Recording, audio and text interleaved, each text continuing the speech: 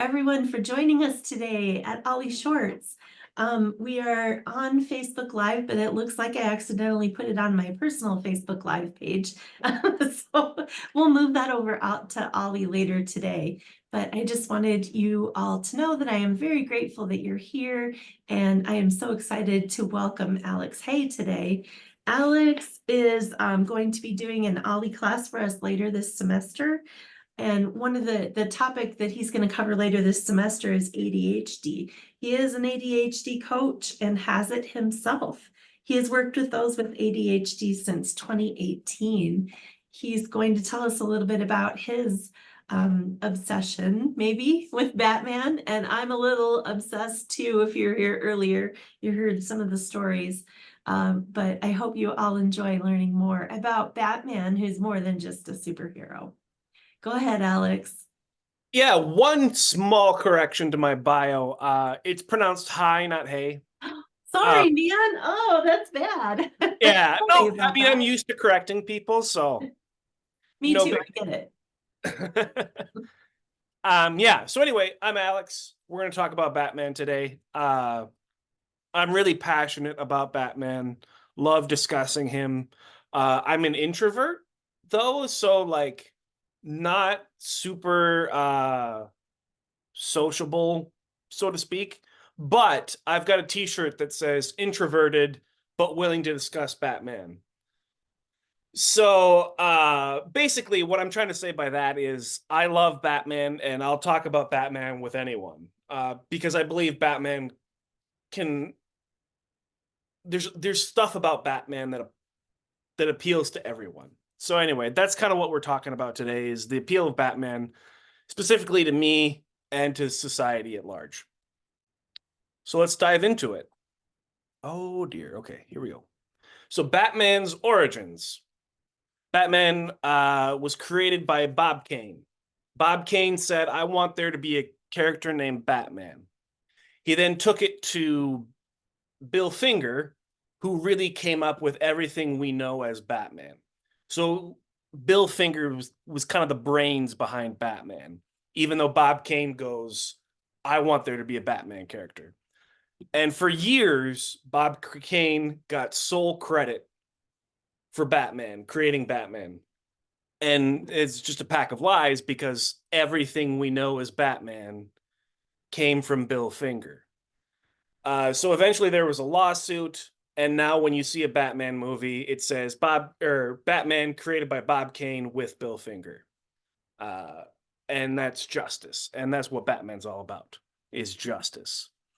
Batman debuted in Detective Comics number 27 in 1939 in The Case of the Chemical Syndicate. I've read this story, don't remember anything about it. I read it digitally because if you want to have a physical copy of Detective Comics number 27, you have to pay thousands of dollars to get it. It's quite expensive. So I just read it digitally. So Batman, that's Batman as he came to exist. Batman's origins, as in the character of Batman, he's known as Bruce Wayne in his alter ego. And I want to point out that Batman is the person, Bruce Wayne is the mask.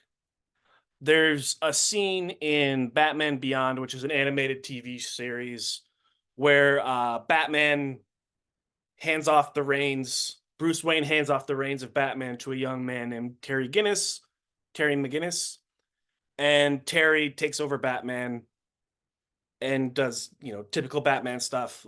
But Bruce Wayne is in the Batcave on the radio telling him what to do and all that stuff. And there's an episode where Bruce Wayne is hearing voices and he knows he's not going crazy because the voices keep calling him Bruce. And he goes, in my head, that's not what I call myself. And Terry McGinnis goes, well, what do you call yourself? Oh, he calls himself Batman in his head. So anyway, Bruce Wayne is the mask. Batman is the actual person. Just because of, okay, I'm getting nerdy. More nerdy than I need to be. But anyway, Bruce Wayne was born into a wealthy family in Gotham City, so he had a very privileged life. Wealthy parents, a butler, mansion, all the good stuff. And then one night, he goes to a movie with his parents. After the movie, his parents are murdered. They were killed by a guy named Joe Chill. Joe Chill, in some origin stories of Batman, is just a random guy who was mugging the Waynes. In other tellings of the story, he was hired by higher up mobsters to take out the Waynes. Joe Chill really isn't that big of a character, but he's the one who killed the Waynes. And because of this, his parents being murdered, Bruce Wayne makes a promise to dedicate his life to fighting crime. So he does that, and he takes the tragedy of his life and turns it into something good. And that's inspiring. And we'll talk more about that later. The other thing about Batman, he doesn't have any superpowers.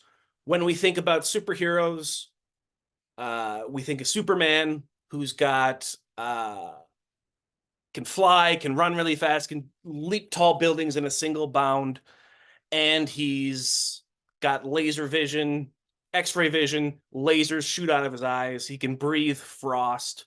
He's just got all these cool things. But Batman doesn't have any of that. He's just a guy. He relies on his wits and his wealth to take on the criminal element of Gotham City. And again, he overcame a tragic past to do good in the world. And I think that's really what's inspiring. So what makes this hero great? Well, before I get into more about how he overcame his tragic past, let's talk about his villains. Batman has a great cast of villains. And I'm sure you're familiar with some of them. I've listed some there on my PowerPoint. But I find that a hero rises to the level of challenge presented by the villain. So what makes Batman great is he can rise to the challenge. He can rise to the occasion presented by these villains.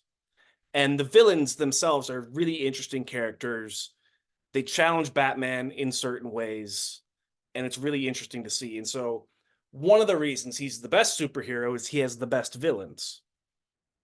And I'm not saying having good villains is what we want in the real world, but we want heroes who rise to the occasion. And I mentioned this earlier, he's got no powers. He's just a guy. And why that makes him a great hero is Batman could be anybody. I could be Batman if I had his wealth and martial arts training. So he overcame tragic circumstances. His parents were murdered.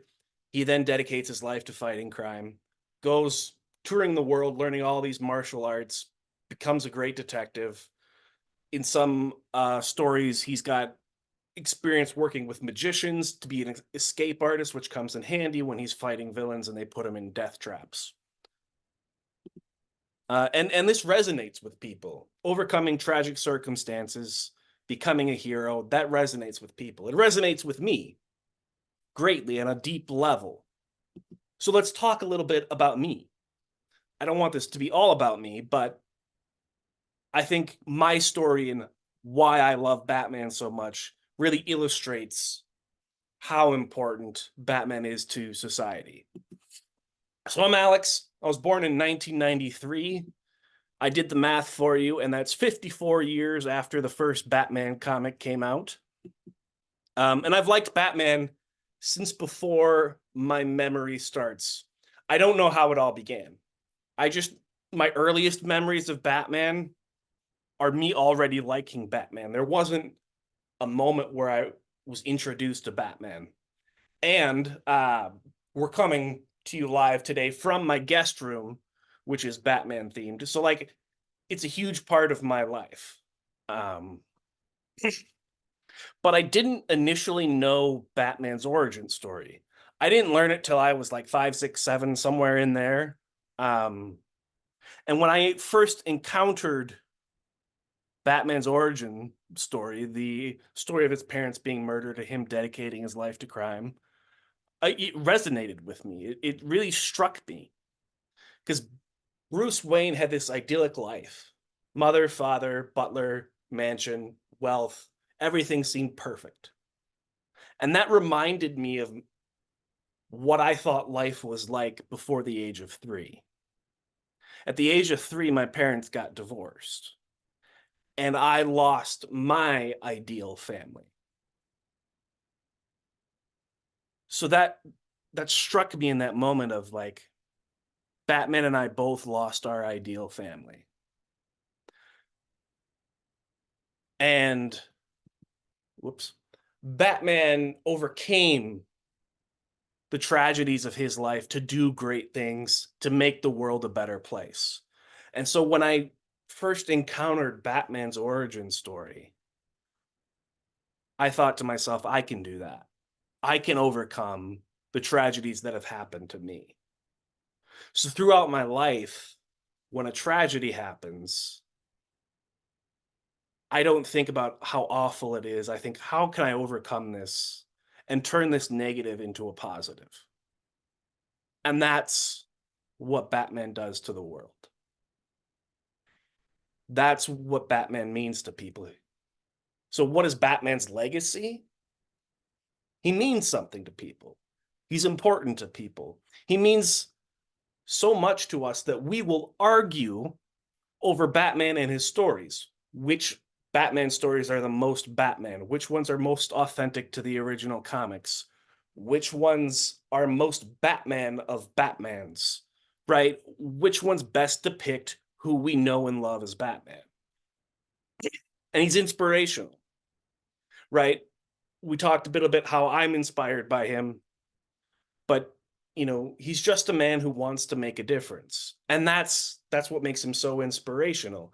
Because again, Batman could be anybody, as long as you have the wealth and the wits and the knowledge and the martial arts training. But with all of that, if you have that, you can be Batman. Batman could be anybody. There's a great documentary called Legends of the Night, and it just talks about people who have been inspired by Batman. One of the people depicted in the movie is the guy who took Batman back into the mainstream after the 60s Batman series. It was a comedy and it had its day and it was great. But he really wanted to bring Batman back to the dark, gritty origins of Batman. And so he bought the film rights to Batman and went to studio after studio to try and get this Batman movie made. Took him years, but he finally got it made in 1989.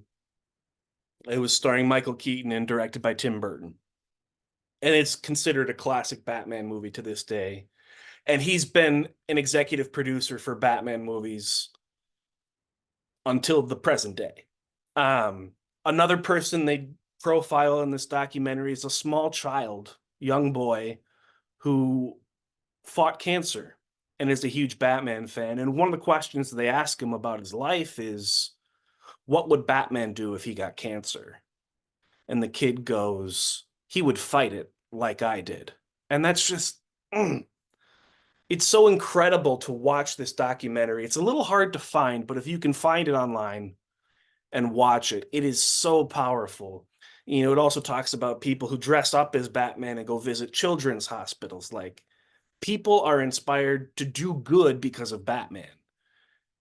And in the name of Batman. I'm rambling again, but another person profiled in Legends of the Night is Petaluma Batman. This young guy who dresses up in a very basic Batman outfit, rides a scooter through the streets of Petaluma and just shows up at events and nobody knew who he was. He's told a few friends and his family, but most people didn't know who he was. And even in the documentary, they don't reveal who he is. I don't think he's doing things as Batman anymore, but there's just so much that people do just because of Batman. He's inspiring. And the other thing is there's a Batman for everyone. So no matter what your taste for entertainment is, there's a Batman for you. So if you like comedy, there's the Adam West TV series and movie. If you like a dark, gritty story, there's the Ben Affleck Batman, who was in Batman versus Superman and then Zack Snyder's Justice League. If you like detective stories, there's Robert Pattinson's depiction of Batman in The Batman. That's the most recent Batman movie. And that one really appeals to me. It's a little dark, but at its heart, it's a detective story. And I love detective stories. My second favorite fictional character is Sherlock Holmes. So Batman is like number one, Sherlock Holmes number two, and having Batman being a great detective is just so cool because he's a superhero and a detective, and I find that awesome. But if you want something the whole family can enjoy, Batman the Animated Series, starring Kevin Conroy as the voice of Batman. And he is the voice of Batman. He's my favorite Batman when other people who read comics and when I read comics, we hear the voice of Kevin Conroy as Batman when we read comics. Just because, like, it's so iconic. He took the idea of Bruce Wayne and Batman being separate entities really seriously. So when he's voicing Bruce Wayne, it's a little more upbeat, a little more, uh, hi, I'm Bruce Wayne. But when he's Batman, it's deeper and grittier and I am Batman. So he's just iconic. And even live action depictions of Batman following that animated series have taken that and said, okay, we're going to have a different voice for Batman and Bruce Wayne. And Kevin Conroy started that. So it's just so iconic, very accurate to the comics. And I love it. If you're into video games or know someone who is, the Arkham series, uh, Arkham Asylum, Arkham City, Arkham Knight. There's also Arkham Origins, which is technically in the same universe, but it's not as good. And Batman isn't voiced by Kevin Conroy in that video game. So Arkham Asylum, Arkham City, Arkham Knight, those are the three that I really like. And again, voiced by Kevin Conroy, the voice of Batman, because he's voiced Batman in a bunch of different things. And there's so much more. So here are some recommendations if you're looking to get more into Batman. Movies, all of them. Okay, not all of them, because they're not all winners. 1997's Batman and Robin, terrible movie. Would not watch, would not recommend. I've seen it once, and I don't need to see it again. 2017's Justice League is a good movie, but it's not what the director intended. So I prefer the 2021 director's cut, Zack Snyder's Justice League. It's long, it's 4 hours long, but I think it's worth it. It's a better story than the hack job they did with the 2017 version. Zack Snyder left the project partway through the movie, and they brought in another director to finish it and write additional scenes. And they tried to make it more of a comedy, and it just didn't work. So the director's cut is the one I would recommend. But the best Batman movies are the Dark Knight trilogy. Batman Begins, The Dark Knight, and The Dark Knight Rises. Directed by Christopher Nolan, who did Oppenheimer, which has got a lot of Oscar buzz around it this year. He also directed Interstellar, Inception, The Prestige, Memento, Dunkirk, Tenet. I'm rambling there because he's my favorite director, and he just so happens to have made the best Batman movies. That's not the reason he's my favorite director. It's just a nice little cherry on top of the sundae. If you want a TV show to watch, Batman, starring Adam West, or Batman the Animated Series. Both of those are going to be kid friendly. but adults can enjoy them too. That's the thing about Batman the Animated Series, is it's so good storytelling wise that I still watch it, and I don't feel any shame for watching a kids show by myself. I just love the storytelling and the iconic performances in it. It's so good. And then if you want to get into comics, here are some recommendations. There's the Nightfall series of comics. Batman goes up against the villain Bane for the first time. Bane ends up breaking his back at a certain point, and he has to fight back from that. Very good series. Kind of long, but very good. And then there's Hush. Hush is a series of comics where Batman goes up against this mysterious villain called Hush, has to figure out who he is, what he's trying to do, and what's going on. Very much detective like, and oh, so good.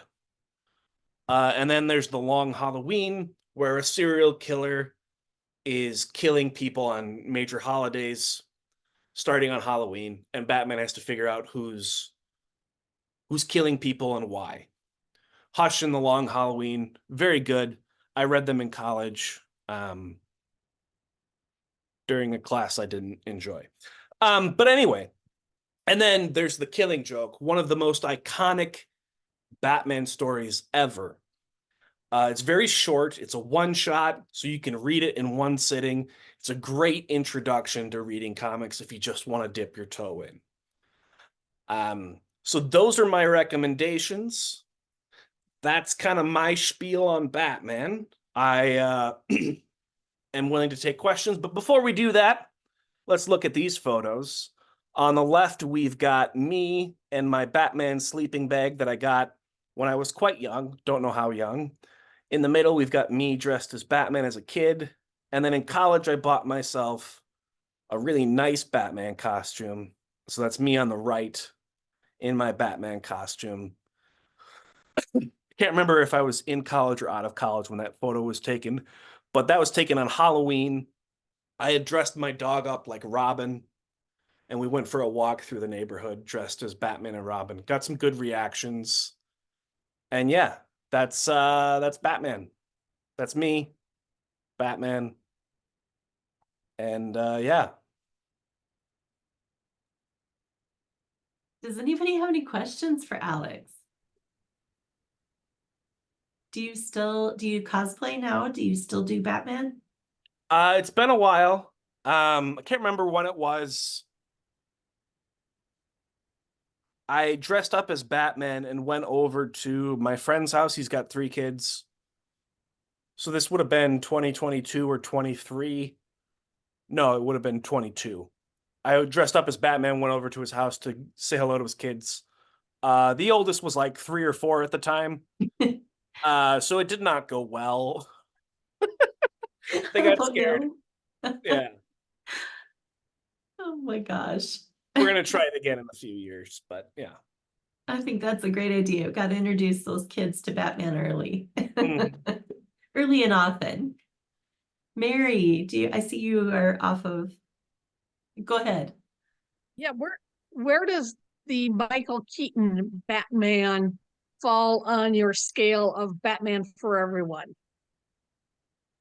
That was a couple of slides ago. Oh yeah. The- So yeah, Batman 1989's Batman and 1992's Batman Returns. Both good movies. I would prefer 89 over 92. But where does it fall in your Batman Forever? And that's more for it's a little bit darker than the 60s Batman, but it's not so dark that it is scary. I mean, it's a little scary. I wouldn't necessarily show it to young kids, but older kids, yeah. But it's a good depiction of Batman, and I really enjoy it. Does that answer your question? Yes, yeah. That was my favorite Batman. I'm not into the really dark stuff. Okay. So Michael Keaton kind of hits my dark but not too dark rating. Yeah, and a lot of people really like Michael Keaton.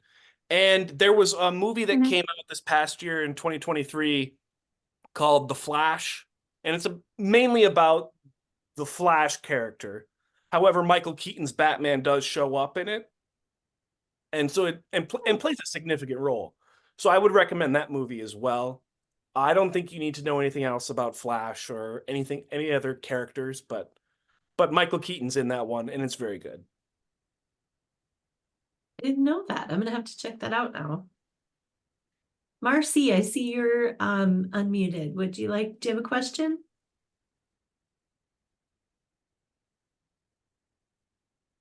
Marcy?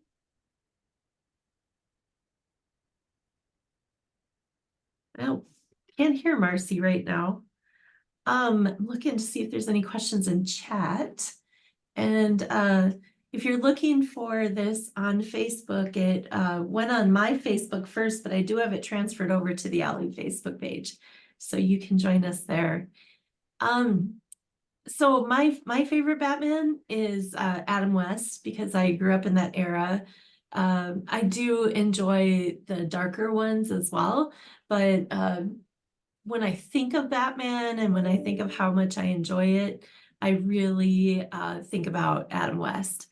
And all the crazy things that they did, the great villains that they had, how campy it was. I love the campiness of the 1960s. You guys that are watching, put in the chat or just unmute your mic and tell us who is your favorite Batman. We know Mary's. Anybody else want to say who yours is? Come on. Yeah, I think, your favorite Batman kind of depends on your introduction to Batman. So you growing up in the 60s, it was Adam West. For me, I grew up in the 90s.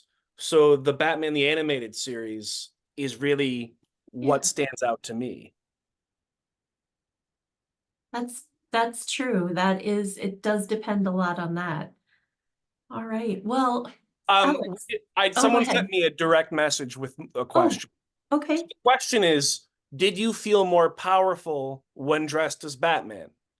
And the answer is yes, absolutely. There's something special. I mean, it takes a while to get the costume on, but there's something special about having the costume on and knowing the reaction you're going to get from people. People are going to react to that. So I love wearing the costume. It's been a while. I typically only bring it out on special occasions, but yeah, I definitely feel more powerful. It means something to me. And I've got an Amazon wish list of things I want to buy to enhance my costume. Or bat suit, as it's more properly called. Definitely. Oh my gosh. Well, thank you. This has really been interesting. And I really like what you said about anybody can be Batman. I think that's a really important thing to think about, as well as that Batman didn't have any superpowers. He is just Batman, which is just incredible. Yeah, absolutely. Thank you, Alex. We are going to see Alex later this spring in a class about ADHD. I hope you all will join us online and in the classroom. We have quite a few more Ollie Shorts coming up this week. Just a reminder that our Wednesday class had to be postponed. We will try to get that in. Tomorrow, we're going to be talking to someone from the world famous Crochet Museum in Nevada. And I know that sounds like a crazy place to be, but if you love fun roadside attractions, this is going to be one you don't want to miss. We are talking to Junior Achievement on Thursday, and we're talking about your gut health on Friday. And I think that we'll find that one really interesting too. We can ask a lot of questions about those probiotics and prebiotics and things like that. So everyone, have a great day. Alex, thank you so much. It was so much fun to talk to you. And everyone take care, and we will see you tomorrow. Thank you, Alex. Thank you.